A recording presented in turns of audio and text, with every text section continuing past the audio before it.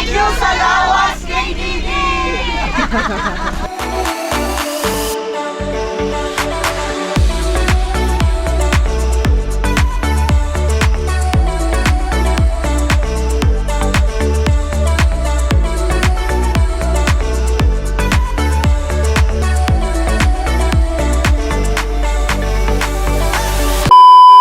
Hey Palawan Nation, it's me again, Auntie Palabo, yung Pobreng Lagan, and welcome to another travel vlog. So for today's island hopping, we booked our tour sa Ramirez Island Hopping and Tours. I'm going to put the link down below para makapag-book kayo ng sarili nyong island hopping if nasa Cebu kayo.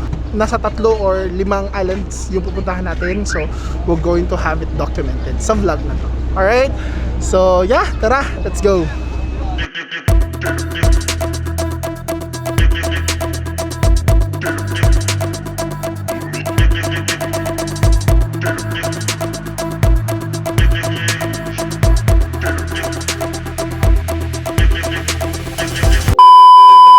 I would like to thank you all for choosing and for trusting us today. Yay! We have a very nice weather today. There's no gale warning. There's no storm signal. We're cleared and we have the permitted the Philippine Coast Guards for safe security. For today's trip, we've discussed with Sir Nico at the island may visit. We're going to go first to Lutungan Island. That is good for snorkeling, fish feeding, and diving. The entrance fee is 100 pesos, but sa college lang ta, libre lang. College, and after we're going to go to San Vicente Fish and Tour at Olango Island, and then the last stop will be at Sulpa. That's the main highlight for our trip. What to expect? There's a small sandbar, crystal clear water, lamig dito ang beach. Okay, secluded ang area. Comfort room or Cebu style toilet. Juma. We have grill station. We have grill station at the back, and we also have free Wi-Fi on board. Jumara! Just in case our boat captain will see something na unos na coming, which is wala sa forecast, then we are going to abort the ship immediately for our own safety.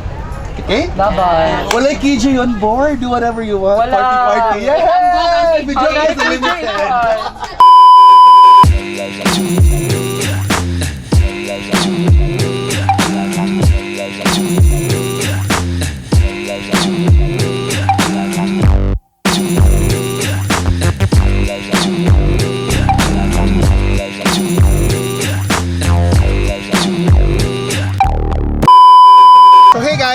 Currently, kakatapos lang namin kumain ng aming lunch. Tapos, nagiinuman na rin ng konti. Mga 10 minutes from now, alis na kami dito sa place na to. Mag-transfer tayo sa next destination, which would be San Vicente Fish Sanctuary.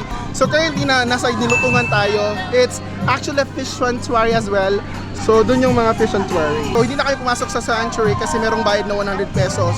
So mamaya sa San Vicente Fish Sanctuary, meron ding bayad doon, which is I think 75 pesos or 100 din para makapag-snorkeling tayo sa mga isda. So after San Vicente, last drop natin will be sa Sulpa Island. Alis tayo dito ng 11:30 tapos alis tayo doon siguro mga 2 para 2 to 3 sa Sulpa Island ang ating last drop. So for today's island hopping, we have 3 islands na pupuntahan. Alright?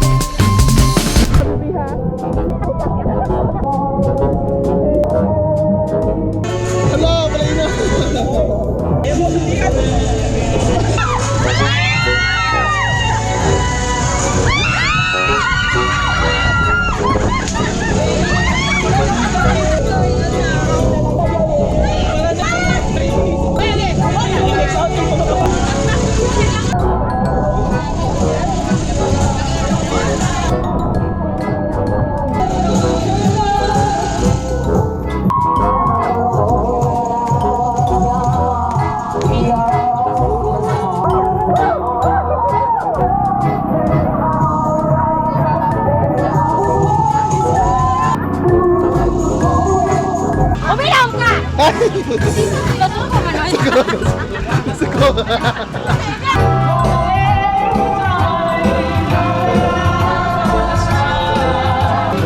Gutom, ma'am. Parang hindi yung ulo, ah. So hey guys, change plan tayo. So currently, second stop tayo is dito sa Sulta Island. This is Sulta Island.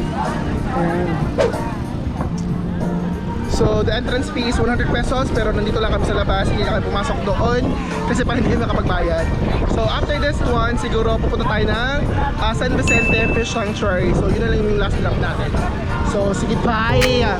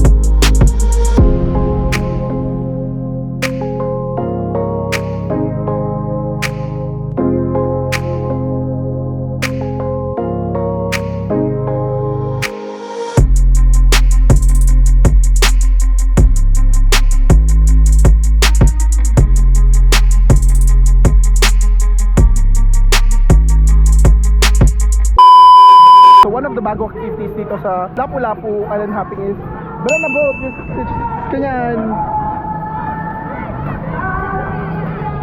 So I don't have an idea kung magkano yung ganyan ang rental, pero I think parang masaya siya. So one of these days itatry natin yan. Pero for now, let's just focus on knowing these people kasi bagong teammate to ni Nico, and yeah, napakasaya nila kasama. Hey! Hey! Hey! Hey! Hey! Hey! Hey! Hey!